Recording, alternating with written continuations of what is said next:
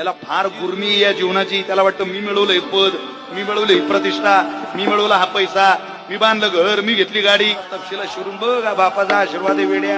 काही नसतं बापाला सोडून. एकदा बाप गेला ना इज्जतीतला रामराम राहत नाही, तर स्वार्थाचा रामराम शिल्लक राहतो.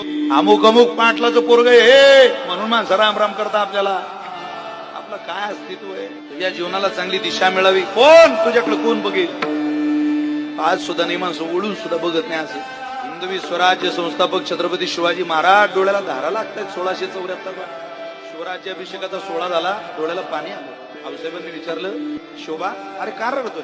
तू राजा झाला, देश विदेशातली माणसं तुमचं कौतुक करायला आले, तुम्ही रडताय? काय झालं तुम्हाला रडायला? आऊसाहेब आम्ही राजे झालो, पण आम्ही राजे झालेलो बघायला तुमच्या कपाळावर कुंकू जिवंत नाही. अरे गुलामगिरी जीवन जगून ज्या बापानं स्वराज्याचं स्वप्न पाहिलं, ती स्वराज्याची भेटच मला माझ्या बापाच्या चरणावर ठेवायची.